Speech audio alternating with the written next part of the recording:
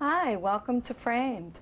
Today we have Jim Lewis, owner, partner of Icarus Fine Furniture in Troy. He's a furniture designer, artist extraordinaire. He has so many beautiful art projects and endeavors that he's involved with. And I'm Janice Irwin, your host for today. Welcome, Jim. Thank you, Janice. Nice to be here with you. What's your background that you just, I don't know, you like flourish, I think. So where did that stem from? If you're, you know, just this flourishing flower of an artist, you know, how did that all come about? Well, I try and have fun with it, and that's the basis of it. When I was a kid, I had a hard time figuring out what I was going to do. I was good at science and math, and I thought I'd be a scientist or a mathematician or something like that, maybe an engineer, but it always seemed so dry. And I grew up on a farm, and we were always doing something different. I mean, sometimes we'd be going out in the woods and cutting locust trees for fence posts, or I'd be patching the masonry on the barn for my dad or something like that. It was always one thing after another. There was a lot of physical stuff there, too. And in school, even though I liked to study, I had a hard time sitting still. And I never could quite put it together in my mind how I could have a desk job and still be able to move. So what I've ended up doing is a wonderful combination of different things. When I get tired of one thing, there's always 3 other things that have to be done yesterday. Wow, that's great. I know growing up on a farm myself that it was all about not only the farm projects, but getting slip out of the creek and, you know, forming things out of that clay and making things out of nature. And it was just sort of like an activity. I mean, it wasn't about going to the mall and buying toys and bringing them home. It's about getting involved with the land and the farm and the projects. I think that makes you a really well-rounded person. Oh, a lot of it's about that stuff. We used to get clay out of our creek too, but we were told it was too brittle. It wouldn't, we didn't know about blending clay. Okay. You know, my parents didn't know anything about that, but they did tell us some folk stories about our place. Yeah? There was this old guy, Tone was his name, and the story was he walked out of the dining room one day with a shovel and a box, and he came back 15 minutes later and he said, "They'll never find it now." And it was supposed to be his money. Oh, okay. So we had plenty of shovels. We used to go out and dig holes looking for Tone's gold. Did you have any luck? Never. No, what did you find instead? I found a rolling pin handle, and I thought it was the plug that he put in the jug that the money was in. You can make a whole collection out of all the neat things you probably found if you're out there with the shovel. Oh, yeah, because the land's been, you know, it's been settled for so long, and there's been hundreds of years of people doing things and losing things and throwing out old tools or something like that. And maybe it's mostly rusted away, but you can find a bit of the handle or a bit of the iron of it. Oh, wow. Being here at Bethlehem Public Library, I know you mentioned to me that you designed our beautiful reference desk and circulation desk. And I think this building was built in 1972, and that's when Icarus started, right? Or when you opened up to business. So was it one of your first jobs then? Actually, no. We came around in the mid-'80s. It was a renovation. Oh, that's when they did it? Oh, it was a renovation. We replaced the reference desk. Actually, it was the children's desk. The circ desk is the original. But we did those two. Oh, okay. Oh, that must have been pretty neat. So how did you evolve into Icarus? It was a long story. We started out, it wasn't my business at the time, it was a waterbed store, and I started out making waterbeds for people. Oh. And it was an RPI student who had started, it was his 3rd business. He had this way of starting businesses that were really interesting technologically, but they would lose a lot of money. And he didn't know about furniture. I mean, for furniture, you have to know people and what they like and how to decorate, things like that. And he grew up, he didn't think trees were that cool, but he thought transistors were so neat. It's just people don't like to live around transistors. That was before integrated circuits. That was before a lot of things. And when I started, people still had slide rules. But he taught me a lot about the way you engineer things and the way you can build up a system and systems of production and the way you can analyze the way you do your work because he had all that mechanical engineering background. Oh, okay. So it was a great place to start from. Yes. But it took me a while to figure out that what I liked to do was a lot looser than that. And I wanted to do things that were a lot more free-ranging. Wow. Well, one of the things that you do are sculpture. Tell us about this piece, because I know what I read about your work is you like to leave the organic exterior on your work while you dive in and create from in there. I had been doing a lot of projects that were very fussy, that involved a lot of fine woodwork and very tight mechanical skills, where you just have to shave things to a couple thousandths of an inch to have them come out perfect. And I thought, boy, I really need a break from this. This was about the time I was talking to Ellen Sinopoli about doing a collaboration. What this piece is just a study. If you look at it this way, you can see the shape of the log from it. Okay. And the heart of the tree is right down. Which is beautiful. Right here. This is the heart of the tree, so it wasn't a very big piece. This is aromatic red cedar. It's got a wonderful aroma to it.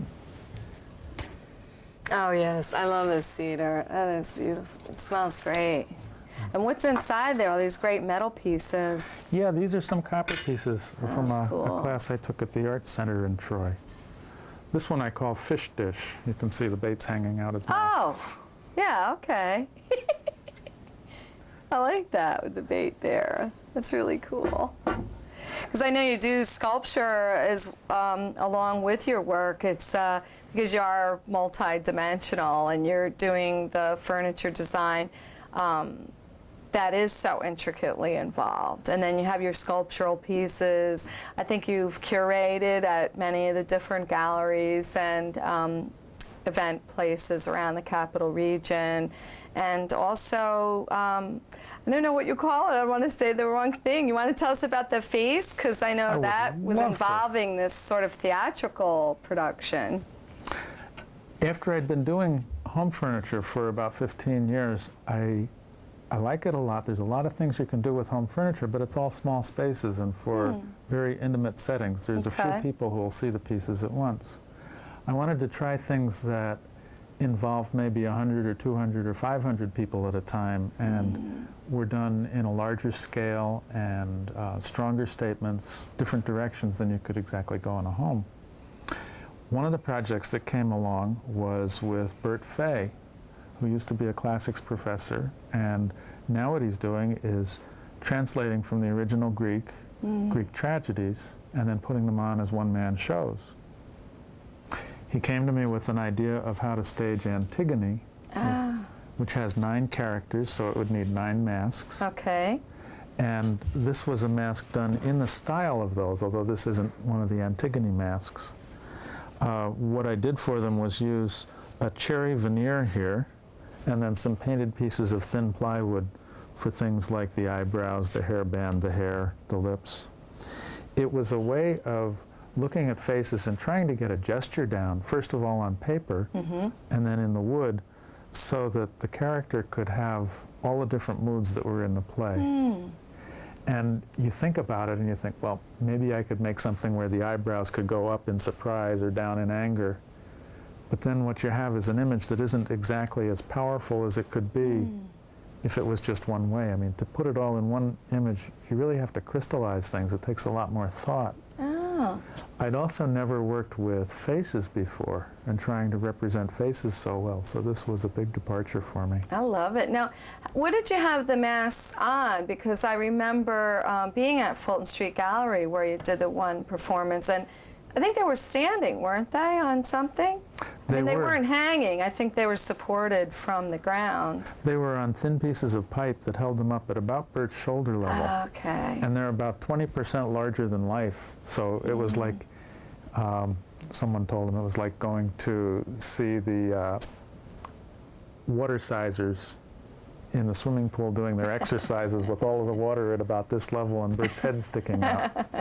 And then did he move them about? He had them stay in position, but he would turn them around when they were off stage. Oh, So as he was setting up the stage, he'd have characters turn around to face. I like that. Yeah, that's really cool.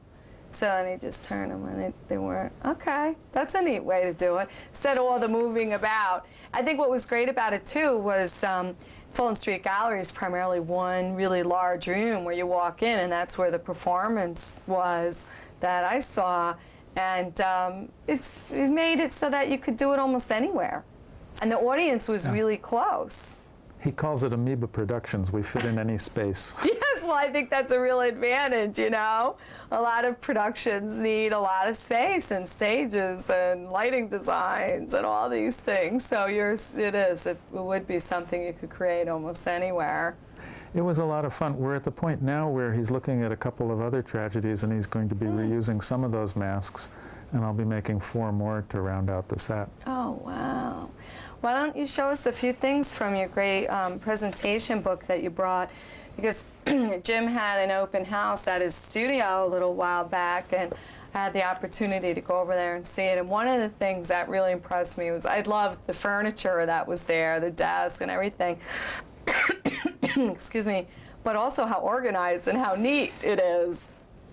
I have to thank my design partner for that, Christopher Lohr, who always sets up the space for our open houses. Oh. He's just got a magic touch. I wish I had half of his talent about that.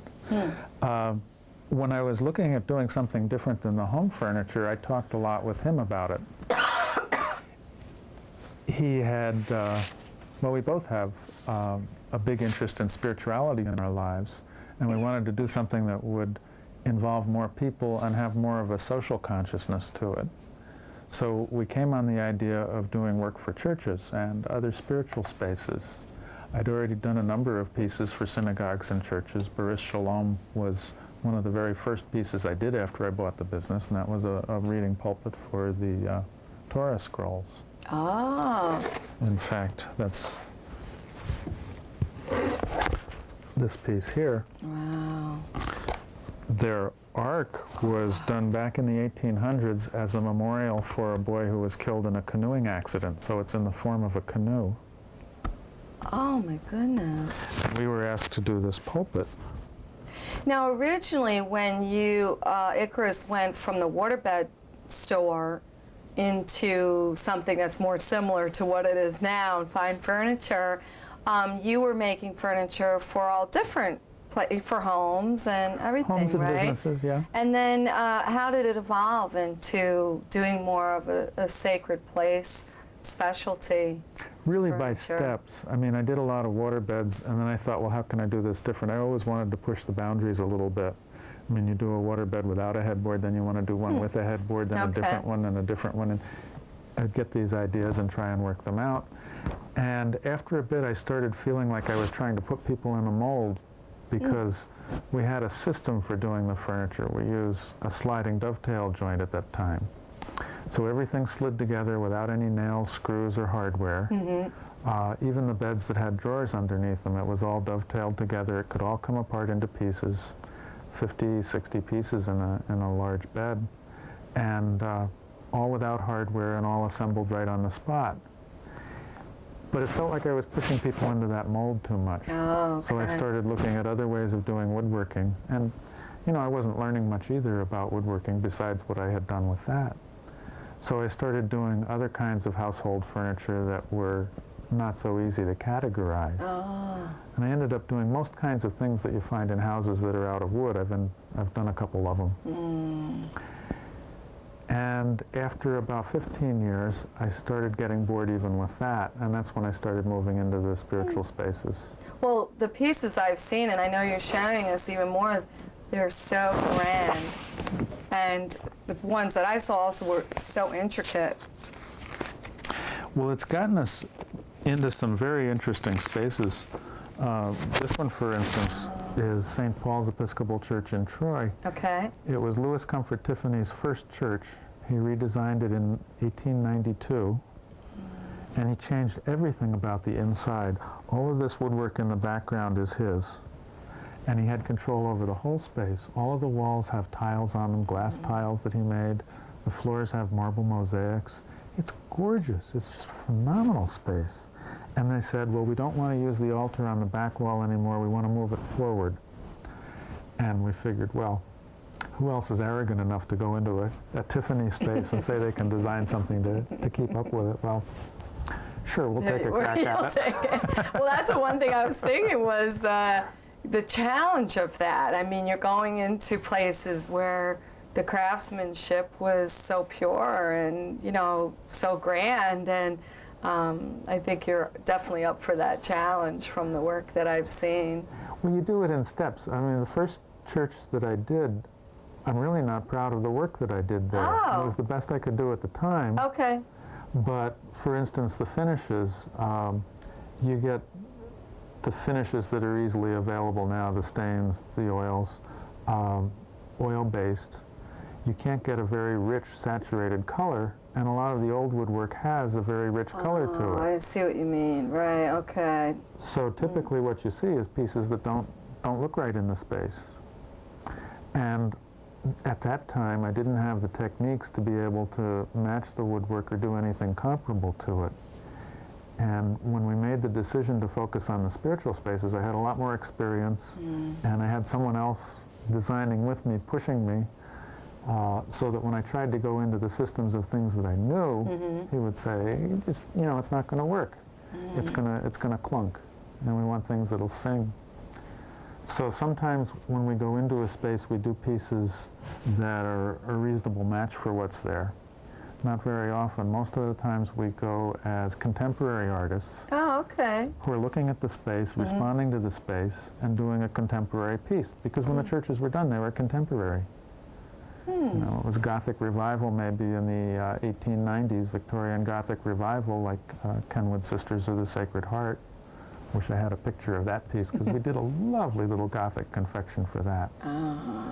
But it was also, we took our inspiration from Tiffany. He made these arches, but Gothic arches were never like this before him. He took the tops of those and he pulled them like taffy. Okay. Half the time in this church, you get the feeling that he was looking at Gothic and thinking Byzantine. He wanted that complexity, the richness of color and pattern. And if you look at the glass back here, all his opalescent glass, and then the transparent here, or around behind this altar, he's got this tiny 1-inch squares of green and almost like tiger eye. Wow. And they make little gold crosses in the wall. And the wall's just covered with them.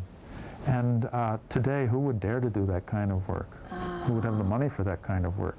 And that St. Paul's Episcopal Church is right in Troy. Yes, it is. Right where Icarus is in Troy. 3 blocks away. Oh, wow. What's your address, Jim? We're at 154 4th Street, which is right next to 4th and Ferry Street. We have this old fish market. It was Boylan's Fish Market back in the 50s. Oh. And it took us 10 years to get the fish aroma out of the place. But we've been there about 30 years, so it's become kind of Really? comfortable. Are people welcome to stop by, or do you like them to Oh, yeah. call first and make appointments, or? Actually, it's better if they call first. It's nice to know what's going on.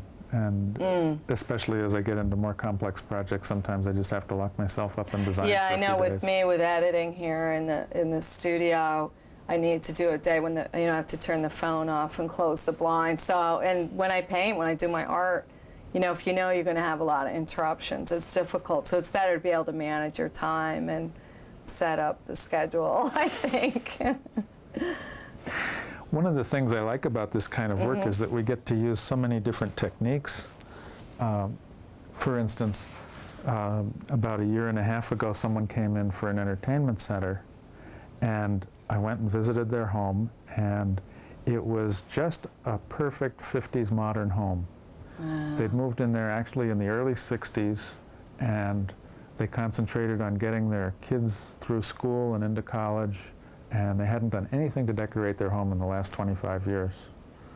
So we made them a perfect 50s kind of piece. This was one of the models for a drawer front on it. The wood is beautiful. This is Swiss pear wood. Swiss pear, wow. I've never heard of that. It looks really gorgeous. Actually, all of the wood inside the egg, all of the woodwork there is Swiss pear. Really? And that's the first time anyone over here has ever heard of it. But it's gorgeous, salmon-colored, very subtle. What we did was we shaped the drawer fronts with this curve, then put the veneer on them, and then sliced the end at an angle to get this kind of line. And we have 3 drawer fronts going up the front of the piece. With this kind of work, you have to be so fussy, because you can see here the line lines up perfectly in the corner, down here, it just misses a little Yeah, bit. it just misses a hair, right. And once you do that, you really can't bring it back. You can't because the top layer's the veneer. Yeah, if you sand this Yeah. any more, then you lose some length on it. Right, you would lose the length.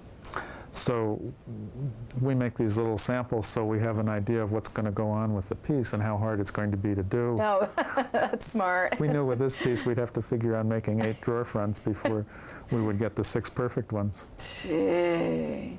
I'm lucky though, I work with some people who are just phenomenal woodworkers. And they've grown so much doing the kind of work that we do. Wow. We have to plan pieces ahead of time and think about all of these kinds of issues. The engineering on some of the pieces is just phenomenal. Wow. Do you have a picture of the president's chair that you're working on? Oh, I wish I did. Oh, okay. I have a picture of a similar one. All right, because I was just kind of wondering about, oh yes, that's similar. Is it layers of wood? This is actually about 30 pieces of wood.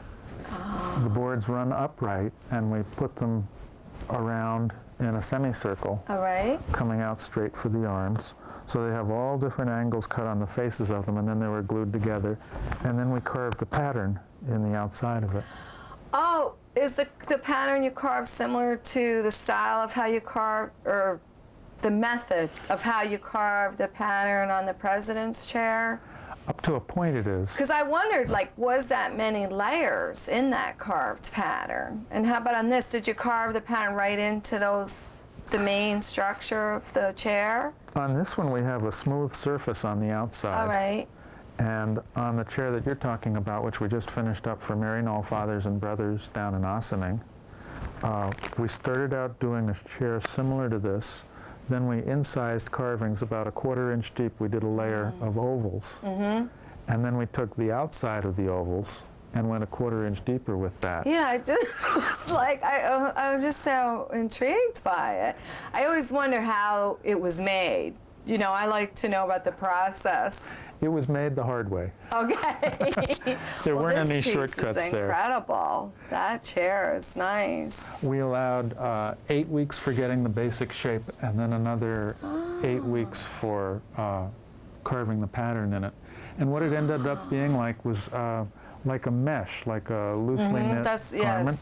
Yes. Because with a president's chair, it's whoever's presiding over the service. And typically they might take off their cloak of office and drape it over the chair. So we had this fabric-like chair.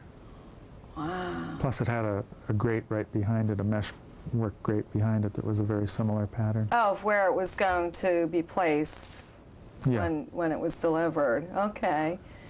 Now this is a piece that's similar to pieces that I'm doing for Ellen Sonopoli at the moment. It's another one of these log sculptures.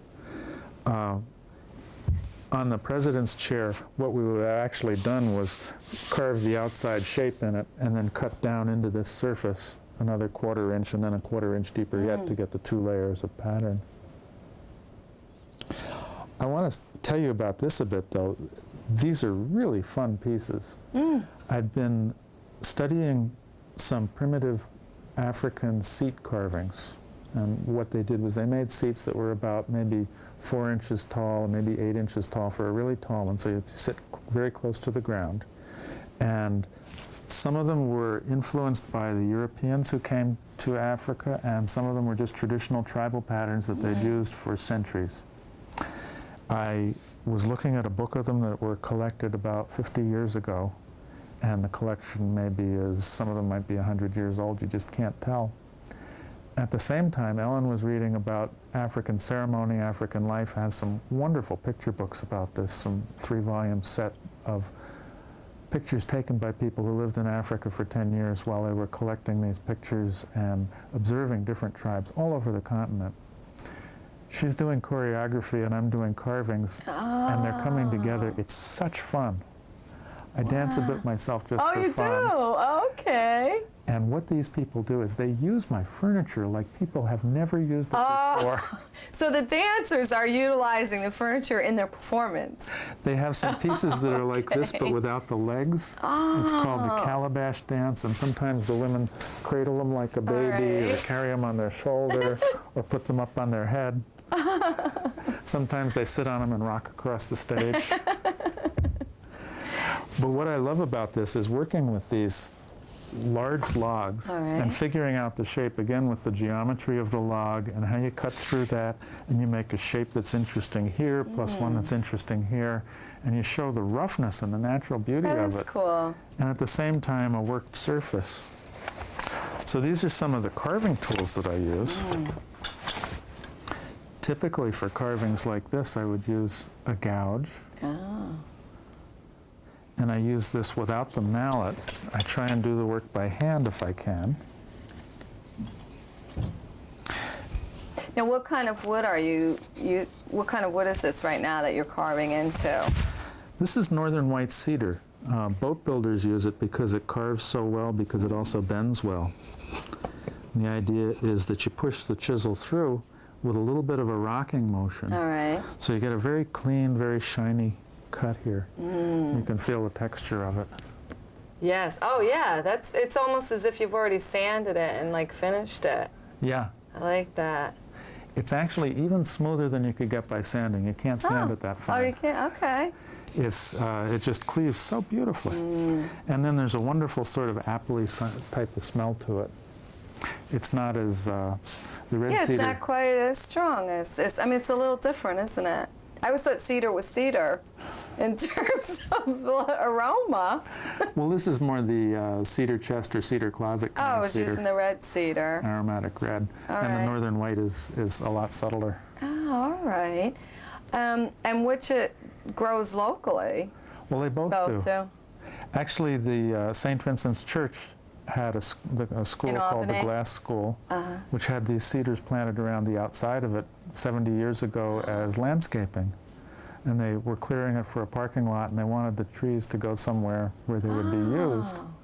So they called us and asked if we had any projects where we great. could use them. That's the thing I was wondering is, you know, are you driving down the road and you see some great logs and kind of like, whoa, and, you know, you just have to pull over and grab the wood or... The sad thing is that it adds so much to the cycle of time that you have to allow. To cut the trees, let them dry some, and then work on them, it takes years sometimes.